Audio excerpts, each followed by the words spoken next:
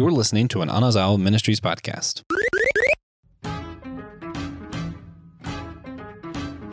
You better not pout, you better not cry, you better not shout. I'm telling you why, because today on Systematic Geekology, we're going to be talking about some of our favorite classic Christmas movies. We are the priests of the geeks, meaning that we are mediators between pop culture and the Christian faith. And we are here to have some great conversations to bridge those gaps. This episode is not a bait and switch. It's not a Trojan horse. It's just a couple people talking about how much they enjoy Christmas movies. And if you enjoy listening to this show, you should go on over to patreon.com/systematicgeekology, where you can give us money and we will stuff your stockings with more content. It's a great system. I'm one of your hosts for today's episode, Brandon Knight. I'm a bivocational Christian content creator, and I'm actually kind of in a down spirit right now, so I'm looking forward to this conversation because earlier today, I am a big fan of the band The Monkees, and earlier today, Mike Nesmith passed away. So actually, before this episode started, I popped on my Monkees Christmas CD, and that's what I was doing to kind of get me in the right spirits again. Nice. Yeah, I remember watching the Monkees TV show on like reruns and stuff like that when I was a kid. Yeah. Loved it. I am Joe. I am a broadcaster, marketer by trade, and I am ready to talk about some Christmas movies. Christmas movies are one of those weird things for me because I did not necessarily grow up. I don't have strong connections, right, with the whole Christmas deal. I didn't believe in Santa for way longer than I did and all that kind of stuff. But I have so many memories of watching these different Christmas movies and stuff like that. So this is kind of my biggest tether to as like childhood wise to the holiday. Nice. Well, this will make for a good time. So again, we're going to be talking about classic Christmas movies. And just to understand what classic means, we're not talking about really good movies. What we're talking about today are classic in the sense of 50 years or older. So if you're listening to today's episode and you're 50 years or older, congratulations, you're classic. But today we're going to be looking at classic Christian or classic Christmas films. Also, we're opening the chest up further. We're not just going to talk about movies, but we'll also be talking about some of your favorite specials as well. So, Joe, since you've got a nice tether to Christmas in this area, I got to ask, what is like one or two right off the bat that immediately comes to mind? These were some of your like childhood favorites. All right, so I have to start off a little cliche and talk about A Christmas Carol. I remember watching A Christmas Carol as a kid, and we're talking the original 1934 version. Okay. Like this, I know there's been countless remakes and timeless classics and all of this kind of stuff, but we're talking the original with all in all of its wonderfully cheesy practical effect glory. I remember watching this, and I remember this scaring the dickens out of me. If you get the joke, you get the joke. But seriously, like this, I was like, wait a minute. The Grim Reaper comes and visits this guy at night because he's a jerk. Like it was just. But it's one of those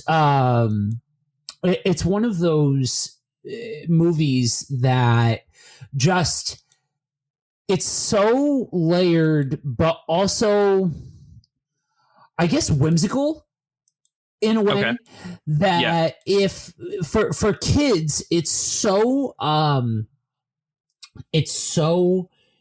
like magical, but also has enough substance to it that it actually gets you asking questions and different things like that, you know? Mm-hmm. Oh, yeah. I don't know. I got to be honest. I don't know if I have seen that original black and white in all of its cheesy special effects glory. The one I am most familiar with, and I won't go into them because they're not classic, is Scrooged, the Bill Murray version. That is the one I am most familiar with, and Muppets Christmas Carol are like the two versions. But in the end, they all follow that same general plot line, and the Grim Reaper shows up each time. Right, right. So there's always been a part of me that has really dug live performance, plays, things like that. And so partially because my sister and I both grew up doing theatrical performances and all of that kind of stuff. And so for me, it was more like movies when you get past that. Like when you get past a certain point, especially if you're going back as far as the 30s and stuff like that, physical comedy, physical acting, practical effects, set pieces, all of those kinds of things are so vitally important that if that's something that you look for, like it really can turn into some pretty magical pieces of work. Though special shout out, won't go too far into it because it's not classic, like you said. I remember watching Scrooged as a kid, and it was hilarious. One of my favorites. Oh yeah, we'll have to maybe next Christmas we'll have to do like a spotlight on that one specifically, because that last scene, that when Bill Murray just like finally gets it, that is like the best Bill Murray acting ever. Oh yeah, absolutely. Oh, yeah. Anyway, so back on our classic Christmas movies. What else is there? Any other ones that you immediately come to mind? Like, this was classic Christmas for me. Yeah, I'm gonna have to go with another one of the biggest hitters within this space. How the Grinch Stole Christmas, 1967. Like, come on, that I remember when it was a yearly tradition, watching two movies, a Christmas Story and How the Grinch Stole Christmas. My dad and I would watch those together, and like I remember going to the theater with my dad to go see the Jim Carrey version when it came out, and one of the biggest complaints that we had was that it did not have the original music. It had like weird like remixes of it, different like different takes of it and things like that. But yeah, I mean, it's just timeless classic to the point where even in my most curmudgeonly of years, even at the time where I would fancy myself as Scrooge-like as I possibly could, you know, all of that kind of stuff. This is still one of those movies that I would take time and watch every Christmas season. You know what I'm saying? Yeah. Well, you just pulled one of my big picks as well. When I think childhood Christmas, that classic Grinch immediately comes to mind for two. I got two words. Why? Boris Karloff. Like, that is the thing that draws me in, is his narration, his voice throughout that piece. The Jim Carrey one is funny. Like, it's good. It's good for what it is. But to get me like in that Christmas mode, I need to watch that cartoon one. You know, there are just those movies, and that's what a lot of these are. This is why a lot of these films have remained classic throughout the years, is that they put people in that Christmas mood and have continued to put people in that Christmas mood. Do you want to go ahead? Oh, no, go ahead. I'm curious. Did you know who Boris Karloff was back when you had watched like those as a kid? Yeah.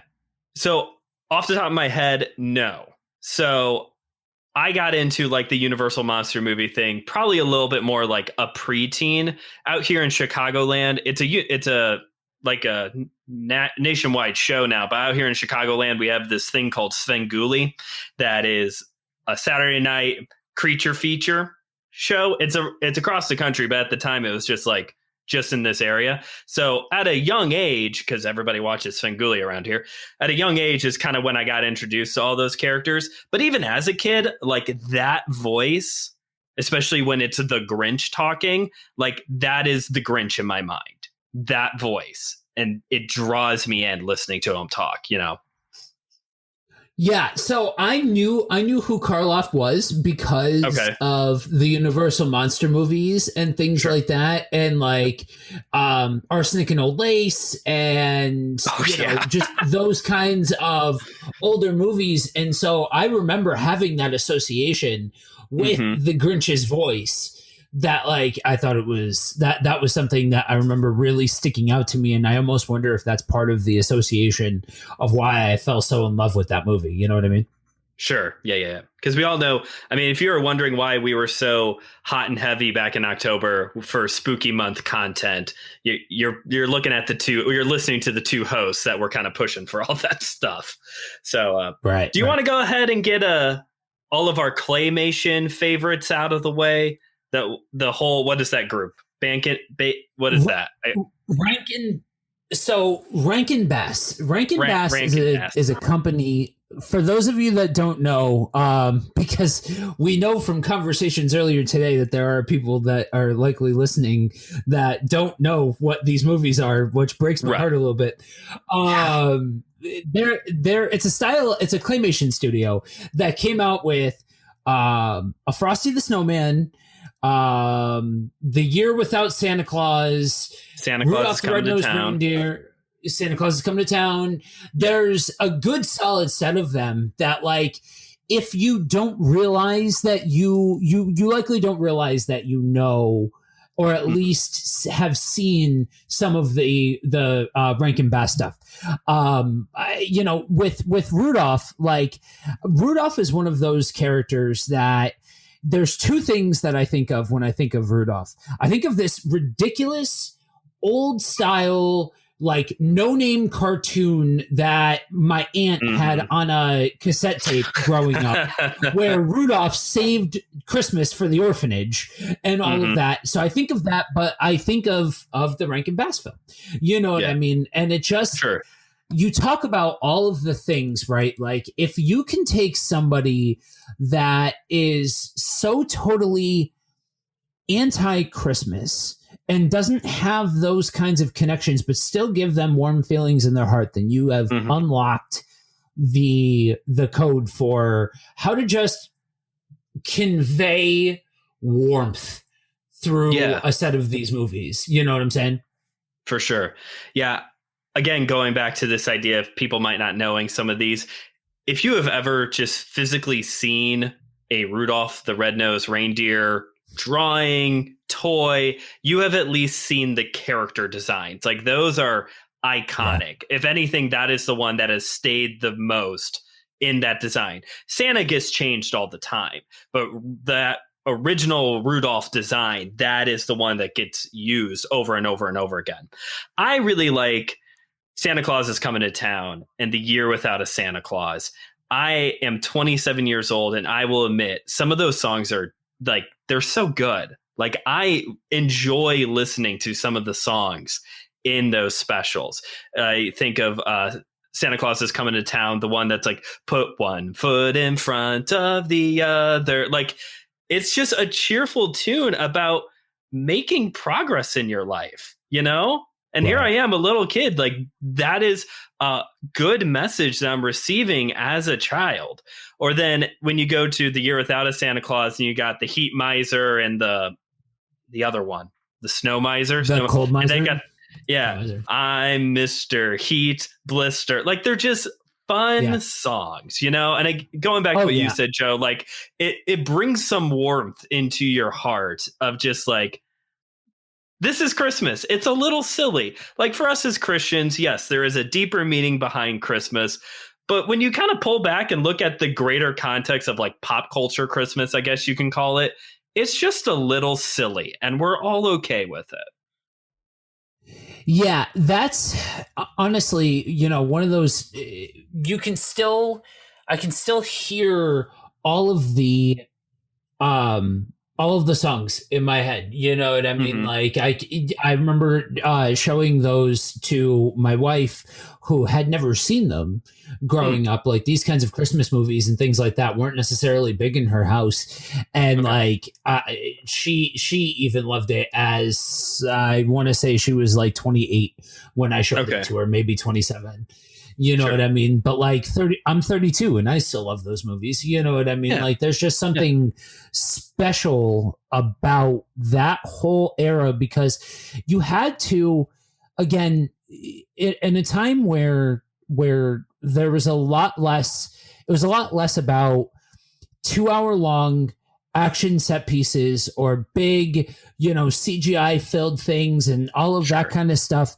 Like when you don't have that to fall back on, then the necessity for quality goes through the roof. And I think Hmm. that that's something that you will probably see as a through line with so many of these movies that we're talking Hmm. about.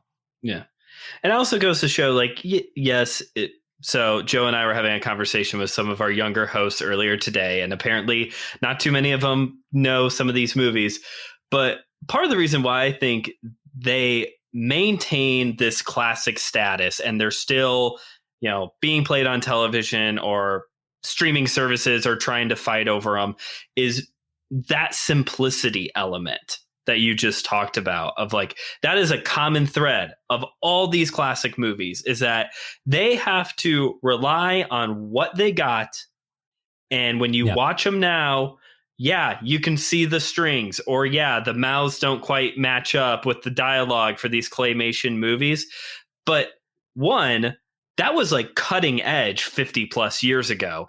And two, there's nothing wrong with simplicity. I'm all for simplicity in my entertainment. Yeah, absolutely. And there's, especially when you're talking about something like this, like, there is something to be said for a gorgeous movie, Hmm. but that's not the end all be all when it Sure. comes to quality, you know what I'm saying? Yeah. And Yeah. like Yeah. you talk about something like Frosty, right? Frosty is one of those characters that, everybody knows, but nobody quite, not a lot of people realize where this comes from. And it's one of those, like, if you can create, Rankin Bass created the one version of Frosty that stands up to the 67 Frosty that everybody knows. Okay. Like, if Yeah. you've seen the 25-minute special, Hmm. you know what I'm talking about. But like, they created this claymation version that predates it, Hmm. that is just it rivals for the seminal depiction of this holiday character. And so when you have this company that has put out multiple iterations of the seminal version of these different characters, then you have something special on your hands. Yeah. You've done well. Joe, what's your opinion on Miracle on 34th Street? You got an opinion on that so one? there's a whole section of holiday movies that I kind of lump together into a category. It's the same kind of category that I put the old Rat Pack movies, the old, you know what I mean? Like the black and whites, that kind of thing. Like there is a special place in cinema history for those, and they are fine. Okay. They just are just fine for me. You know what I Just mean? fine Like, for you. Okay. we're not one of the genre or era of Christmas movies that I necessarily drawn to. I necessarily was drawn to. Yeah.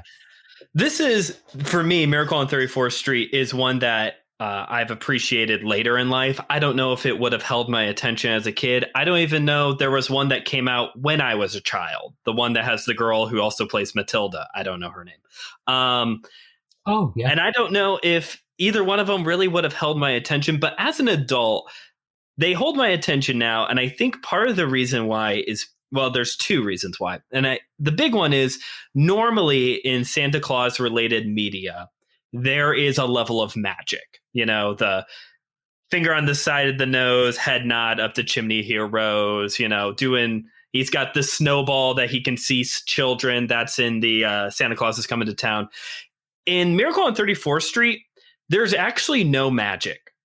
Santa Claus is just like moving the pieces on the board. So that way, things that kind of look magical, things that kind of look miraculous occur, but there always is like kind of a logical explanation behind it.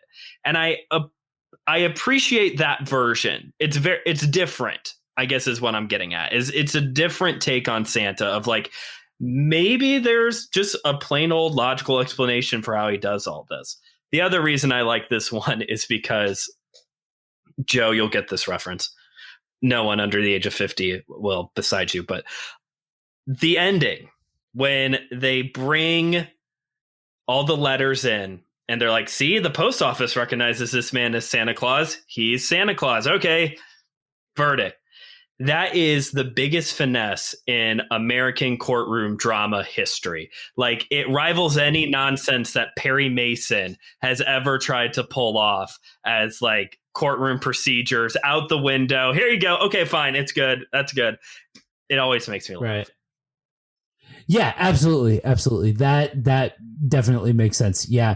I can appreciate, I'm not sure I've ever actually taken full consideration of the lack of magic in that, but now that you were saying that, I'm like, yeah, that really does make sense, because you think about the way he operates, it's more of just being a people mover rather than necessarily being this magical entity, and that is a nice change of pace.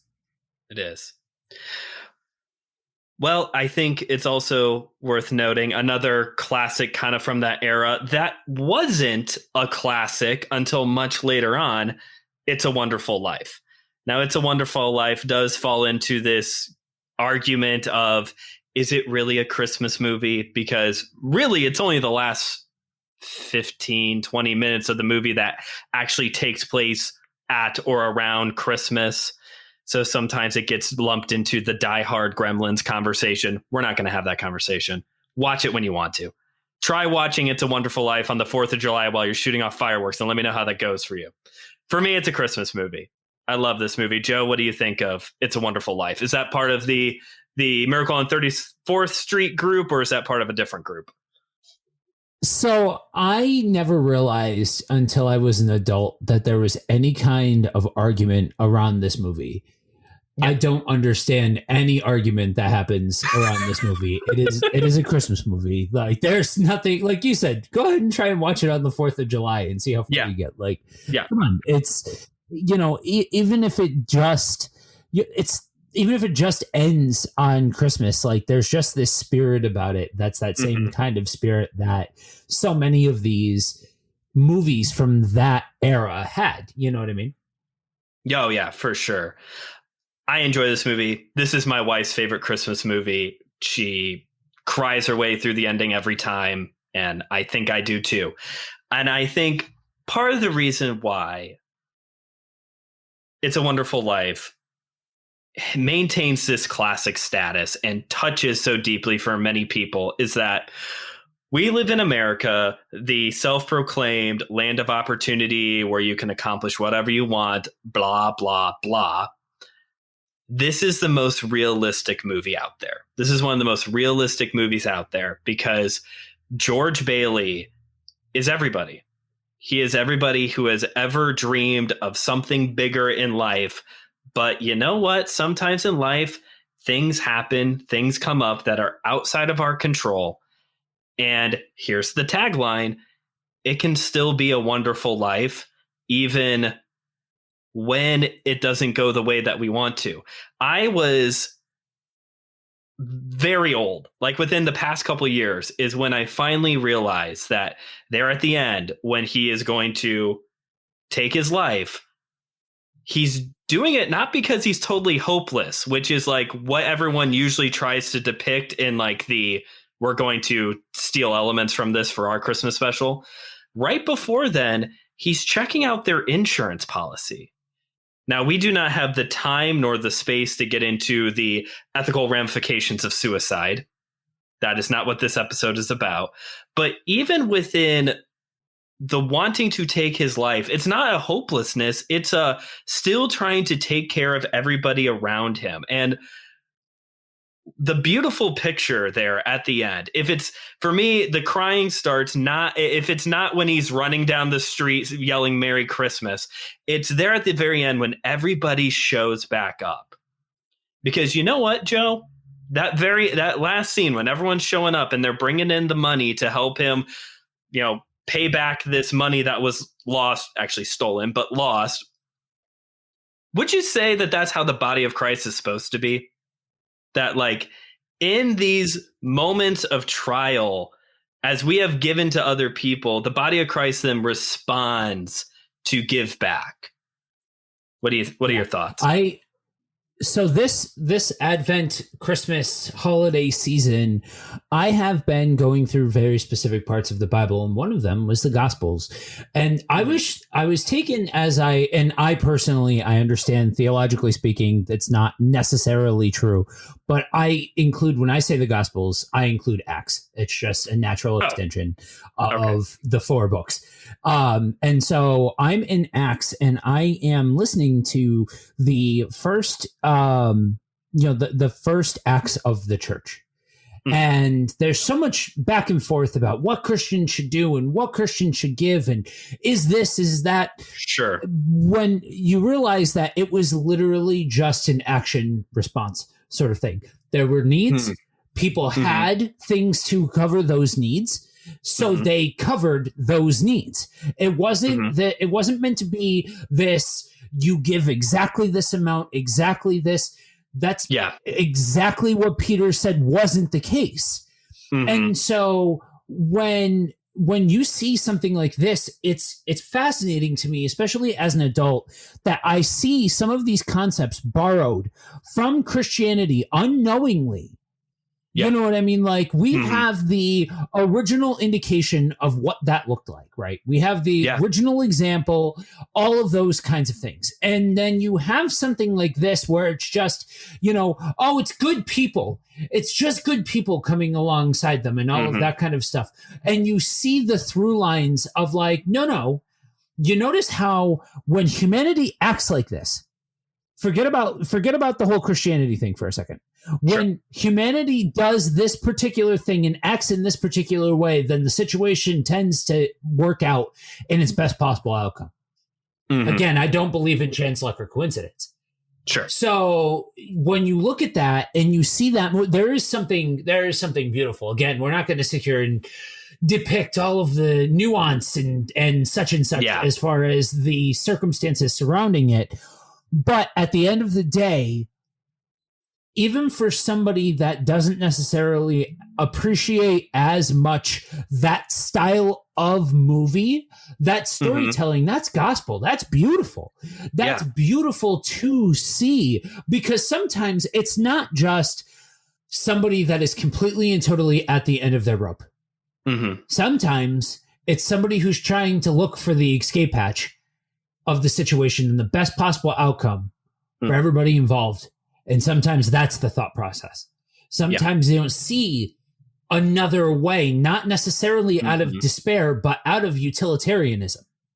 That's a good way to put it. When you see that kind of rawness, I guess is a good way of putting it. Yes, it's a little schlock. There's some Christmas schlock to it. You know what I mean? Like it's got a nice little glossy paint job over top of it. Sure, great, whatever. It's probably part of the charm that has made it a long-standing Christmas tradition. If it was just solemn and totally realistic the whole time, I'm not sure it would be as big of a classic as it is. But with that, coupled with how real they were willing to get with the story, like, yes, I can absolutely appreciate that. Yeah, well, originally this was a box office flop because it was too raw for people. I mean, within the first, 5-10 minutes, you have the scene when the shop owner is hitting him in the ear, in his bad ear. Like, it is a very raw, very, like I said earlier, un-American film that is actually very realistic for how life sometimes is. But yeah, it does have its glossy moments. The running down the street while it's snowing, and every time a bell rings, an angel gets his wings. Like, it has its glossy moments, but it's Yeah. yeah, it's very raw. I've got one more, arguably the king of this conversation, even more than It's a Wonderful Life. But before we get to that one, was there any other ones you wanted to quickly highlight? Yeah, a special shout out to White Christmas. 1954, Bing Crosby ticks all the boxes. Like, if you're looking for one of those types of movies, right? The Sinatra filled, the dancing and all of that kind of stuff, and the costumes, and basically a movie of a stage performance, then you cannot go wrong with this movie. Like, it is the predecessor to the Hallmark Christmas movie style of storytelling in a major way, just with more dance numbers and more big set pieces, I've never thought of that. But yeah, that is kind of like the spiritual grandfather of the Hallmark Christmas movie genre. Huh. That is a good one. I've only seen that one like a handful of times, but that is the one that every Christmas I say, I should really watch that. It's been a while since I've seen that one. And then like 17 other movies get in my way before I get to that one. But yeah, that's a good one. The local Christian radio station, again, playing to the fact that we're old, I listen to the radio. And the local Christian radio station, they play, part of their rotation of Christmas songs during this season is Snow, when they're on the train. And my wife has never seen White Christmas, and she's like, what is even going on here? Why am I listening to this? Which, out of context, it is kind of a weird song. Oh, yeah, it is absolutely out of context a weird song. It's one of those, like, there's a subset of movies in American cinema that if you've never seen them, you've seen a reference to them. You know what I mean? Yeah. Inside this genre, outside of this genre, like, there's just a whole section of those types of movies. And this is very much of that kind of ilk, where there's so many different little nuancy type stuff that has been taken. It's kind of like It's a Wonderful Life in that regard. It's a Wonderful Life is one that the Scavengers have totally picked apart and pulled into other movies and things like that. And so, there are things that if you've never seen this movie, you've seen parts of this movie. You know what I mean? There's a reason why they're classic. Like, and part of it is because the legacy lives on through sampling. They've used elements from almost all of these that we have talked about today show up in a lot of modern Christmas movies. It's every other year there's a new version of A Christmas Carol that comes out. But there is one that also gets sampled quite a bit. And it is the one that I would say is the king of the conversation. And that is Merry Christmas, Charlie Brown. The very first of all of the Peanuts specials. Listeners and other hosts listening, if any of y'all ever want to do an entire episode on the Peanuts and Charlie Brown and Snoopy, let me know. This is one of my favorite areas. It's one of my favorite geekdoms. It cannot be Christmas without Merry Christmas, Charlie Brown. And one of the most beautiful parts of Merry Christmas, Charlie Brown is the fact that that is a true statement for even the most of atheist people I have met. I had a store manager who didn't believe in God. His opinions have changed since having conversations with me. Isn't a believer, but has moved to a more like deistic view of theology. It is not Christmas if he did not watch this special. So, Joe, what are some of your thoughts on Merry Christmas, Charlie Brown? So I too have a very deep connection to the Peanuts gang as a whole. I remember going over to my grandfather's house and grabbing his funny pages and and reading the comics. Like, yeah, that movie is quintessential Christmas. You know what I mean? There's a short list of movies that you can point to every year that if you watch like that those are you're at least going to watch those movies during the Christmas season, and it's timeless. You know, when you talk about these characters that have this air of just, I think part of it is so many kids fall in love with the Peanuts characters because they are written in a way that it could be you and your friends in a lot of regards. You know what I mean? There's so much personality to them, and they're written in such a way that they're every man, every woman, every child sort of characters that, you know, I think at some point in all of our lives, we've, you know, commiserated with Charlie Brown. You know what I mean? That kind of thing. Yeah. They are characters, and not like, I mean, they literally are characters, but like they are very developed characters for characters that were just funny pages, comic strips into simple children Christmas specials and other, you know, TV shows and whatnot. But they're so developed, and like they have their place in the story. And you know, Lucy's going to move the football, but you're still going to laugh. You know that Schroeder's going to be playing Beethoven and Lucy's going to lean on the piano and try to swoon him. And it's not going to work, but it's okay. Like, this is what the Peanuts get, like the biggest pass on being formulaic. Like, they all have their roles. Every special, they hit their marks, and it's fine. Because that's what we want. We want Charlie Brown saying good grief. We want Peppermint Patty calling him Chuck. Like, that is what we want. And that is Charlie Brown. Just something simple every time. But specifically on this Christmas one, why do you think this is so beloved and so classic?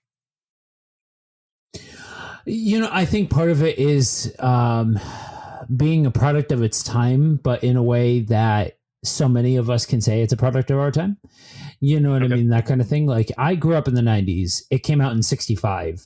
What a product of the time for me is not the same thing as somebody who was born in the 60s. You know what I mean? That kind of thing. But like with this, I think it's, you know, it's kind of like The Great Pumpkin. You know, they're both these movies that, like, for us in our generation, a big part of our generation, for a lot of especially more non-Christian households and things like that, is TV and these TV specials and cable and all of that kind of stuff. Yes, we are old enough to remember a world with cable TV. I'm old enough to remember a world with rabbit ears. There we go. But but, you know, I had to laugh because I remember being a kid, and it was like a whole, you know, ambiance sort of thing, right? Like, even down to the rotation of Christmas music that would play on the radio stations that would only play Christmas music. The ones around us, they would play the Peanuts. They would play the original or the they would play the theme in rotation with the rest of the Christmas, and it just made sense. You know what I mean? Because there's such a deep association. And I think part of it is because, especially the way that Charlie Brown is depicted in this in particular, I think it resonates with kids that maybe didn't always have a super magical Christmas. You know what I mean? Like, there was a through line there emotionally that I think there's a measure of catharsis there when a kid that didn't necessarily have the super magical Christmas could watch these movies. You know what I mean? And totally relate to everything Charlie Brown's going through of like, I just don't get it. I'm not really feeling it this year. And even as adults, like, if anything, it can be easier sometimes to fall into a habit of like, why are we doing this? Why are we doing this right now? Which was part of the reason what makes Charlie Brown so relatable. That scene, and you know what scene I'm talking about, Linus on the stage. And I know, okay, we're the Christian podcast and we saved the most overtly religious one for last. But here's the thing, folks. Here's the thing.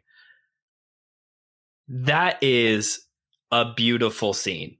By way of children's cartoons, I don't think it gets too much better than that scene of Linus standing in front of everyone, breaking the fourth wall in the most unfunny way possible, but breaking that fourth wall, looking right down the camera and just laying it out.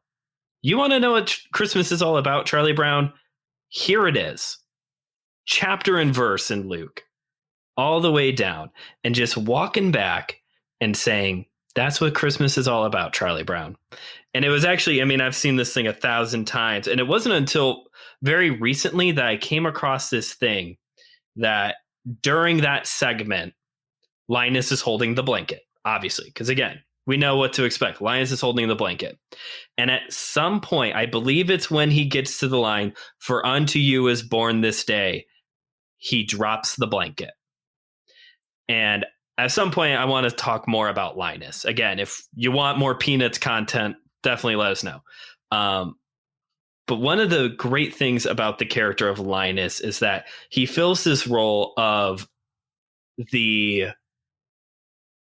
sinner's priest, the sinner's pastor. I don't know exactly how to put it. He's a very humane minister, because all throughout the comics, like, he's always the one who's chapter and versing everything. Yeah. But he's got that blanket, and it's his security blanket, because Linus still has fears. Linus still has insecurities. And that is so relatable for us as Christians, that you can have all the faith in the world, but you may still have that one thing, that one fear, that one insecurity, that one anxiety, and you still need that blanket, that security blanket. I don't care who you are. John Piper, if you're listening to this, I know you got a security blanket somewhere. Everyone's got that one fear, that one doubt. And the beauty in that scene, it just draws you in of like, this is the message of hope all across the airwaves. Although I think Apple TV Plus now has like seized control of it. But all across the airwaves, you have this one message of hope. And I think that is a defining characteristic of many classic Christmas films, is this message of there is something more. And for my atheist manager to hear that year after year, that there is something more, that George Bailey, you don't have to jump off this bridge. There is something more. That is the hope of Christmas. Hope is the hope of Christmas. Jesus brings hope. Joe, I'm sure you're ready to jump in. So go ahead. Yeah. Yeah. So I resonate. I don't think there's a big surprise resonating with two movies that so totally exemplify somebody asking the questions of, what is this? What are we doing here? What is this whole thing all about, in Charlie Brown and in The Grinch with Cindy Lou Who and all of that kind of stuff. Like, you have this desire that if you didn't grow up in a household that was doing, or if as an adult you don't understand this. So like, on one level, we're talking about like just an innate need to understand, what is this all about? Is it literally just about buying presents? Is it literally just about showing somebody how much you love them by how much you spend on them? You know what I mean? That kind of thing. And then you break that down. Okay, wait a minute. Now let's start talking about, you talk about a time period of the year where, if we're just being honest, it tends to be the most littered with tragedy and the most littered with things like people making decisions to end their life and different things like that. And like, that's a very real thing. Not everybody has family to turn to. You know what I mean? That's one thing that I tend to implore people, that if you're really complaining about family get-togethers, understand that not everybody has a family to get together with. You know what I mean? Sure. I'm just saying. Yeah. And so to have those things, right? We all as humans have this thing, this innate need to be able to feel hopeful, to be able to feel like I can put my stock into something. I can put my hope into something. I can have some kind of hope that is outside of myself, that is not just circumstantial. Yeah. Because if your hope is in you, your hope is circumstantial. Everybody wants uncircumstantial hope. Yeah. And whether or not you are Christian or an atheist or somewhere in between, that still rings true. Yeah. And you have these different depictions of, okay, let's look down the barrel real quick and let's just go ahead and talk about this, of like, this is what it's about. This is what you should be looking for. These are the most important beats and the most important things. And this is something that exists. That is beauty. That is the gospel. That is the message that people, whether or not it was 1965, 1995, or 2021, that people still need to hear, that hope is a thing, that hope is alive. You know what I mean? Like, don't get me wrong. I bought Christmas gifts for my family. It is what it is. It's part of the gimmick. It's part of the deal in America. You know what I mean? Yeah. It just, you know, I understand not everybody does, and that's a whole other conversation. But at the end of the day, right now, whether or not you believe that you should put up a Christmas tree or not, whether or not you believe that Jesus was born on December 25th or not, whether or not you think that this holiday had roots in other origins other than Christianity or not. Right. We still get the opportunity to smarten the world up about the most important gimmick of this time. Yeah. And you have something like this, that a child that has been exposed to more of the world than any child should be, can look at this and say, this is so you mean to tell me that I can have hope? Or you have that adult that doesn't necessarily believe in God, but still has this innate desire to understand what all of this is about, what the purpose of this whole thing is. And they can look to something like that, or they can look to something like It's a Wonderful Life and see that kind of hope. Or they can look out, like you can look and see that, you know what? Regardless of what the actual trimmings are, and you can have you know, the further conversations about what exactly hope is, what exactly, like, you can get into the particulars, but just this concept is enough. And, you know, maybe for me, this movie has taken a different kind of tone for me, because I'll always tell anybody who asks, what is your favorite hymn? My favorite hymn is Amazing Grace, because I was that man. Okay. And that happened to me. And I can look to that and say, like, I remember how wretched I was, but I also know what level of hope that I have. And so to me, to see this purity, especially in a time where there was not much pure going on in 1965. True. And not that 2021's any better, but oh no, it's not. But and that's what, you know, to go there in a time period that every generation has had their version of a reason and for why. You know, anybody, if you ask, could find a very enough reason to not enjoy this time of year. Yeah. You know what I mean? To not be cool with this time of year or whatever. Like that message is universal and can show that, hey, wait a minute. before you think that this is all for naught, before you think that this is all about gifts, or before you think that you don't have something to live for, or before you think that, let me show you this thing called hope. Yeah. And sometimes it is that simple. You know what I'm saying? Yeah. Oh, yeah. Sometimes people just need to know that that desire that you have is legitimate and there is an answer. And it is Jesus Christ. That is what Christmas is all about, Charlie Brown. When it's so blatant, you can't I totally get, and this is more of a breaking the fourth wall moment for, talking to you guys listening.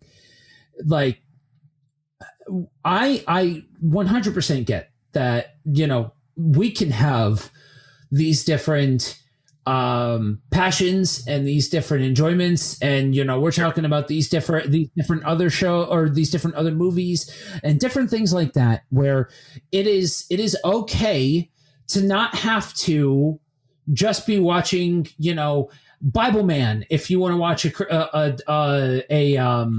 comic book thing, or if you want to watch a cartoon, watching VeggieTales and things like that. It's cool to watch these other things, but at the end of the day, and I believe this to be so vitally true in 2021, we need to understand what hope is. We need to understand what that is. So if ever there's going to be a time where, these worlds that we walk between are going to mesh, it's going to be here. It's going to be now, because this is the reason for the season. This is why we celebrate, past all of the stuff and things of Christmas, past all of the stress and nonsense of Christmas, past any of it.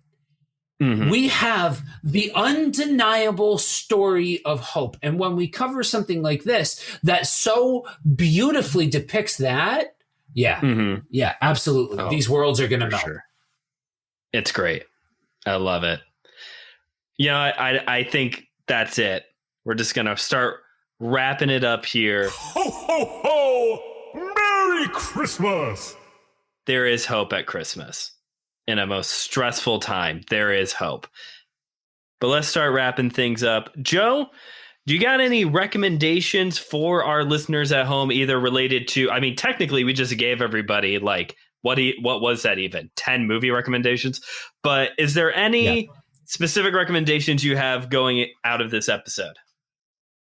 Yeah, so I want to double back to the Rankin Bass movies, especially The Year Without Santa Claus. That, I promise you, the second that you hear the songs, they will be forever etched in your brain in the best possible way. You know what I mean?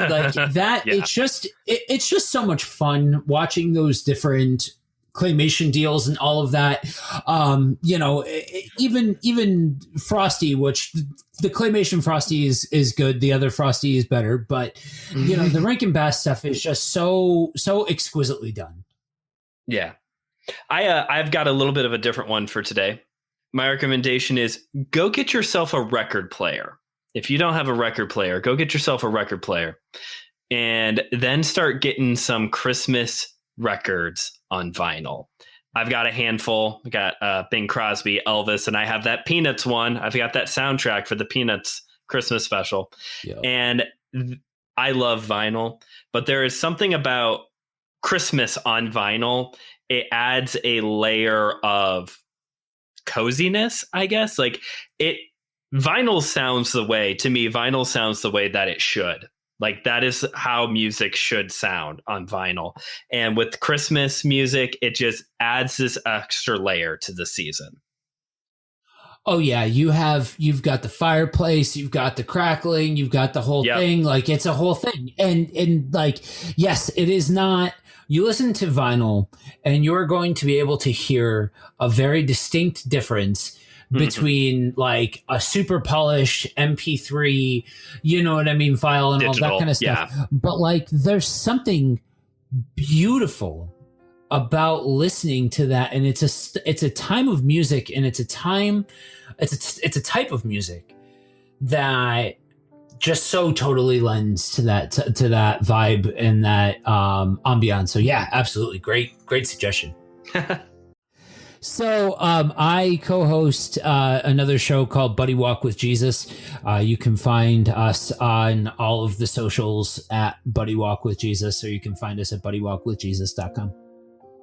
And you can follow me, Brandon Knight, on social media, TikTok and Instagram at just.brandon.k. I also have my own podcast, My Seminary Life, where I talk about the stuff I'm learning about in seminary.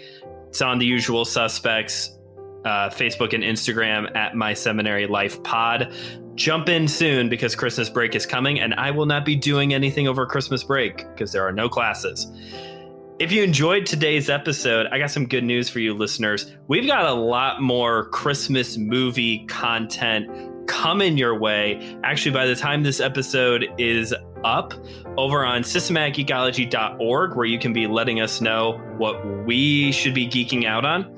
Over on our blog section, I'm going to have my first of what will hopefully be many cult classic movie reviews as I talk about Santa Claus Conquers the Martians. Joe, have you seen that one?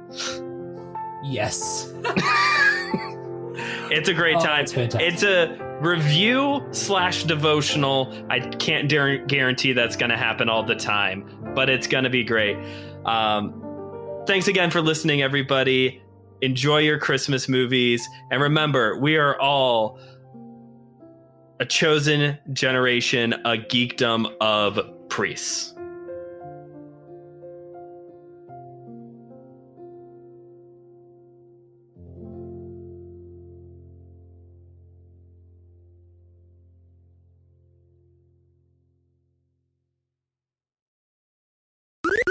This was an Anazao Ministries podcast. If you enjoyed this show and would like to learn more about our network, be sure to check out the Anazao Ministries Podcast Network.